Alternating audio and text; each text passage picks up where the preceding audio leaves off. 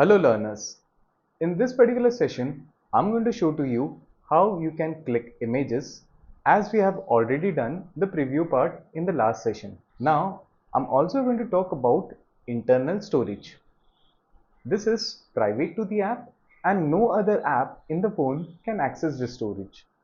It's helpful because your images and videos are then at a private location which is inaccessible by other apps.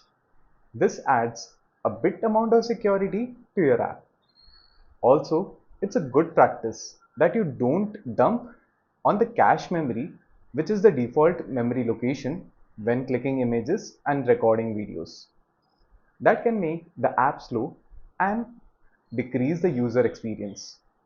It's extremely important that your app, as it grows over time, should follow good coding practices, and that's exactly the topic we're going to discuss now. How to do those, what goes behind internal storage is an entire topic of discussion that we are going to follow, and we will be learning this in our video today. Let's get started. Let's begin the discussion with our path provider plugin. So this is going to be the standalone point where I'm going to talk about storage, and that's going to be fairly simple. That's because path provider comes with all the different functions that you'll require in order to do storages. It can even help you with external storage like WhatsApp, how it pushes the image into your gallery. In that way, you can try and do it with path provider. But in our case, I do not want to do it. That's because we have got that security perspective to have the images private into our app. Next, what we're going to discuss about logger utils. Well, what's exactly logger utils is? Now, did you notice while we were in module 2, I was using the print in order to do the console log, in which we were able to understand the debug statements with the help of print command into our console. That's exactly where we're going to remove it with logger utils. Now, let's discuss this in more details. Why logger utils has to be implemented? Heading over to our code, in home screen, what I'm going to do is create a button.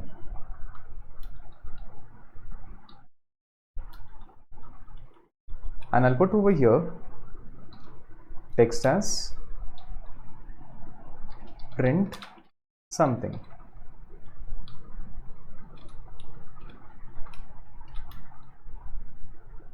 Now, let's say we do this print wherein I'll say, hello learners, we are doing Flutter. Now, let's go to the main.dart file, where for the ease I had set this to camera screen. I'm going to make it go back to the home screen. I'll run the app. Think of this logic for this print command. Are we controlling it in any way? Basically, this print, if any time the user presses this button, even while the app is into production, which means uploaded on Play Store, then this print will be appearing as a log statement.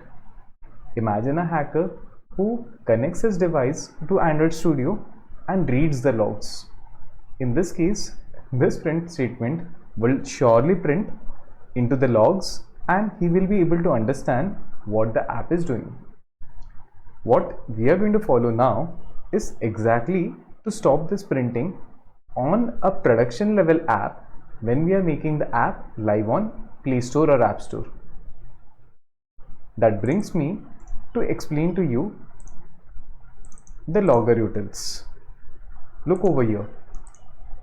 This is a code for, look over here. There's this developer plugin. that comes along with Dart. What we're going to do is write this log statement with two functions or two parameters, tag and message. Tag lets us know what exactly is the class file, and message is what message we want to print. But did you notice I've wrapped this log into this if condition, that's debug mode. This specifies that the logging shall happen only in the debugging and not on the production level. Hence, if I now click on print something, it says hello learners. However, if I now just create a logger utils object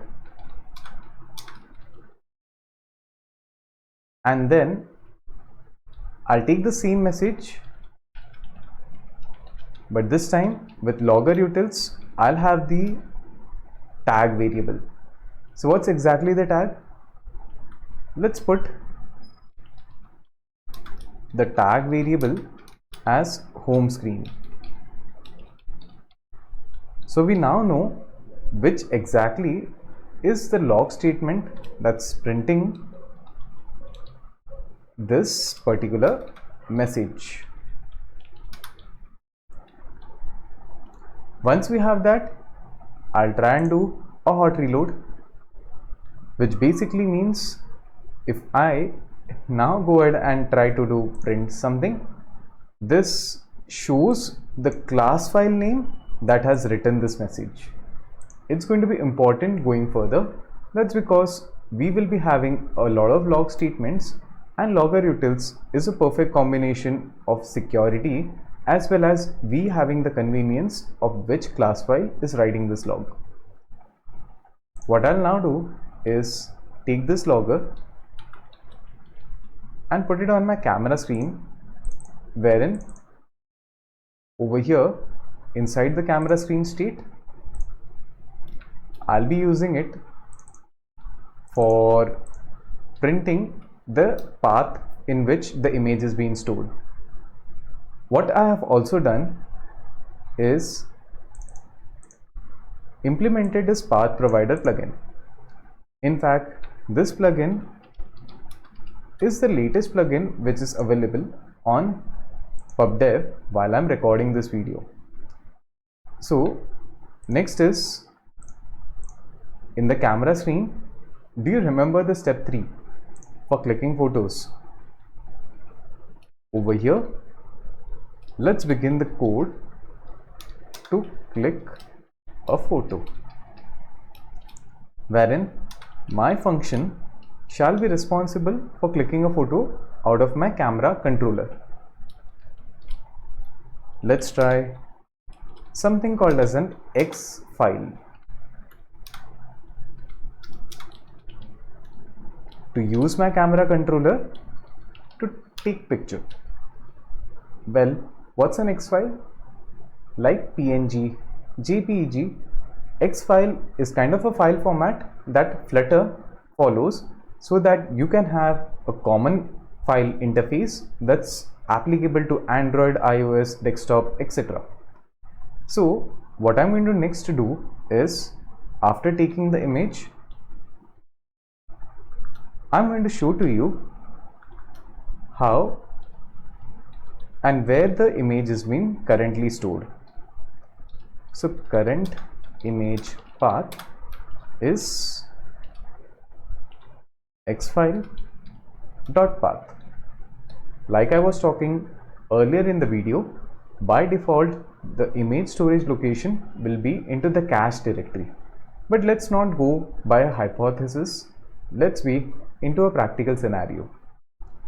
Next, what I'll try and do, this tag widget which was responsible for displaying the entire screen into my camera preview, I'll put buttons on top of it. The moment I see buttons, first I'm going to have my mind to be clear on what exactly will be the UI. Once I have the UI clear in my mind, I'll start writing my code.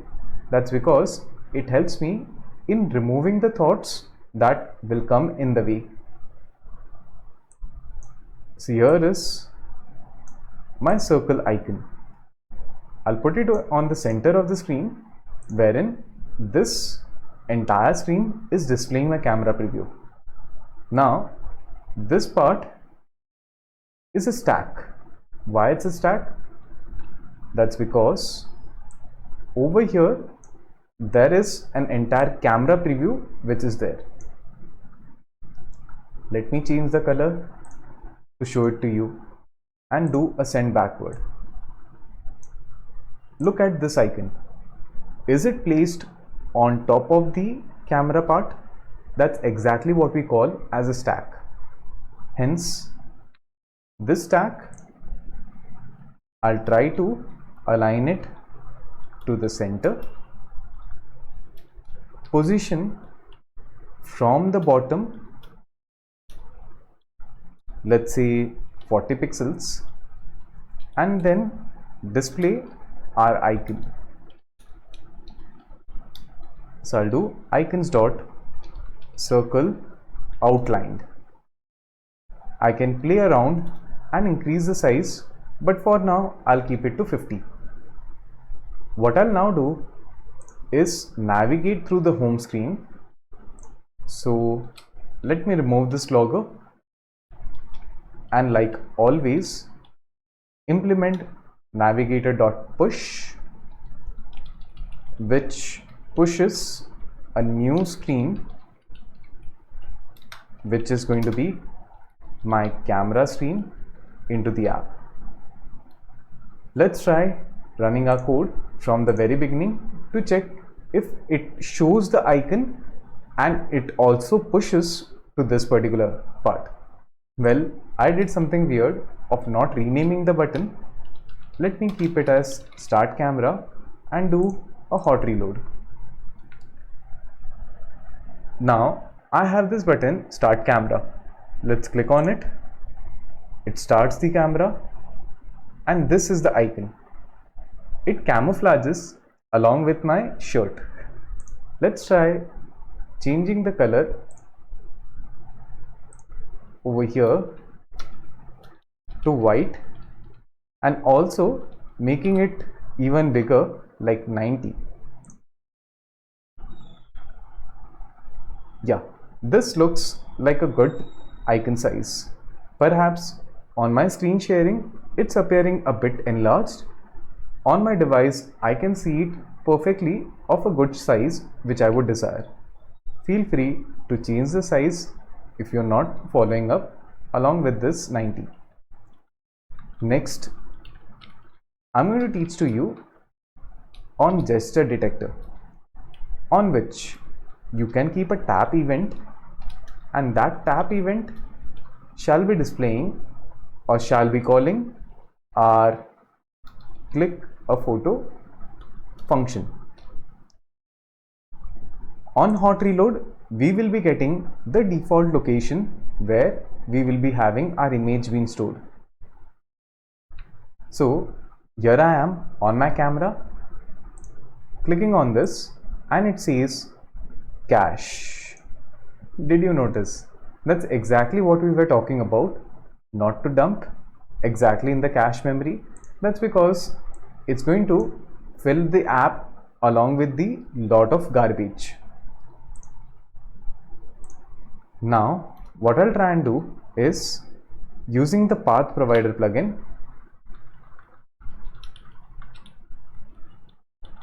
let me remove the unnecessary imports, and using the path provider plugin I will try to do get one image path. In fact, I can just try and get the image directory.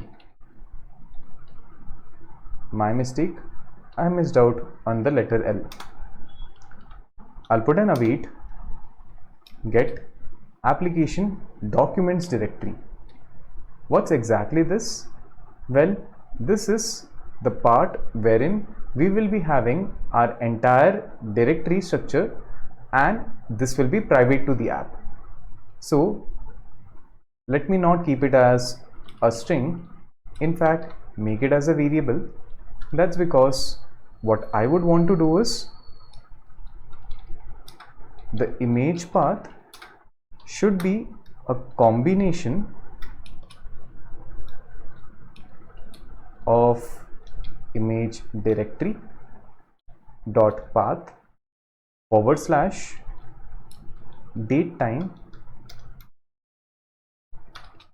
datetime dot now. So basically I'll try to timestamp the image and then do it. Let me remove this final as it's giving an error.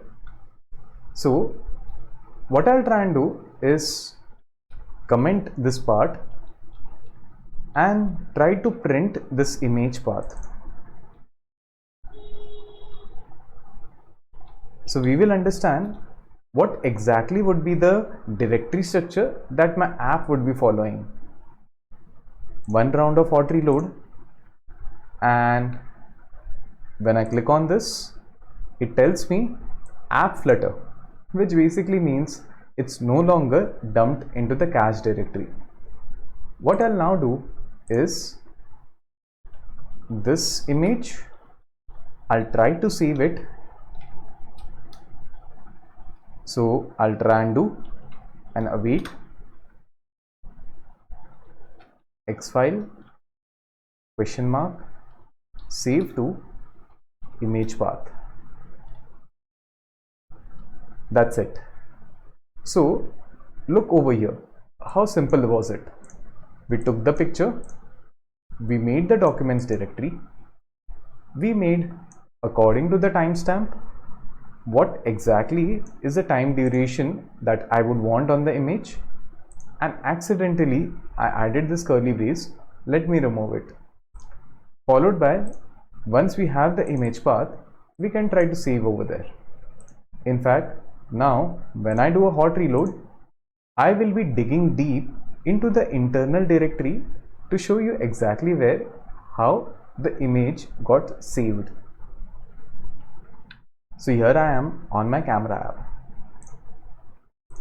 So it says current image path, and then I'm going to right side, and then in order to verify, I'll go to the device manager on right side.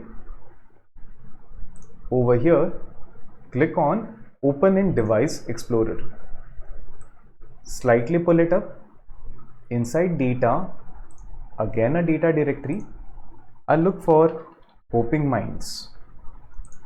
Well, in your case, you should be looking for the package name.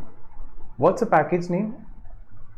Let's say you're trying to run this on your Android app. You should be going to Android directory, followed by app, followed by build gradle. Do you notice this is the package name? Exactly in this particular folder, you will be having the app image, and that's my app image which got created. So let me double tap on it, and it will show a preview on my Android Studio. This tells that the app was stored in the internal storage and not on the gallery. Hope you liked the demonstration in which I was talking about internal storages as well as clicking the images. But when you come to an actual camera app, there's also a preview wherein you get to see what image you have clicked. That's exactly what we're going to learn about in our next session.